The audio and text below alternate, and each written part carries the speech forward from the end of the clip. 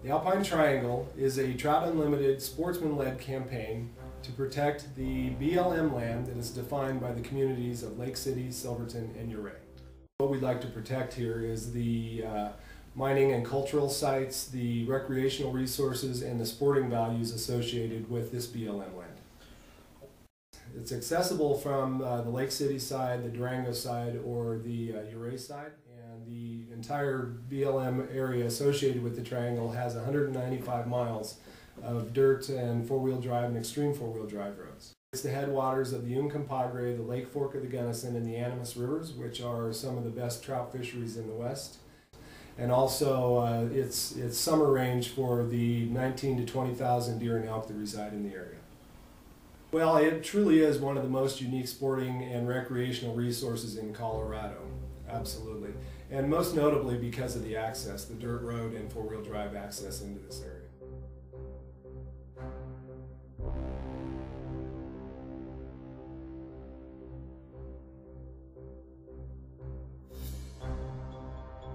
Probably the biggest threat to this area would be the mining industry and the potential threat that new or additional mines could have on the water quality of these trout rivers. What we're trying to protect here are sportsmen's values to a large degree, and therefore the hunters and the anglers are playing a very big role. But it's worth noting that the economic resources associated with this area, most notably the recreational resources, the campers, the ATV users, and so forth, have a huge economic impact on these three communities.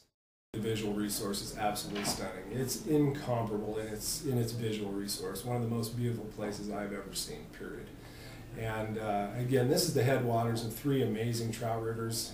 The San Juans are known for their fisheries, and these are the headwaters of those particular rivers. And the mining and cultural aspect of this region is absolutely phenomenal, no question about it. There are dozens and dozens of historic sites, historic mining sites, townships, ghost towns, cabins that are all accessible and visually accessible from the Alpine Loop. A lot of these rivers, to a large degree, were dead rivers for decades and decades because of the acid mine runoff.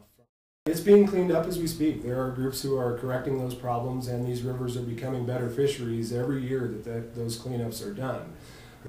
The threat is that new mines could come in at any time. And although we mine more responsibly than we did 100 years ago, the economic or the ecological downfall could be severe.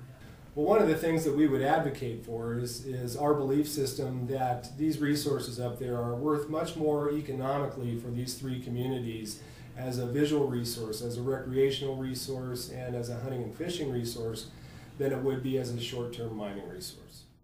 Roughly 300,000 people a year come to visit the Alpine Triangle, and they do so that they can visit the cultural and heritage sites and utilize the off-roading experience that's available to them to literally drive and see this amazing place. They're spending their money in the communities of Lake City, Ouray, and Silverton. But because of the Durango and Silverton narrow gauge railroad, the town of Durango definitely has an economic interest in the Triangle, as do the communities of Montrose and Gunnison. Again, what I hope to do here tonight is start to engage the people in this room. We all know people in our communities who are hunters, who are anglers, who have an economic interest, who, your friend that owns the gas station, or your friend that owns the hotel, or your friends from Texas who come here every single year on their family vacations to go ride their ATVs and spend time with our families. You get my point.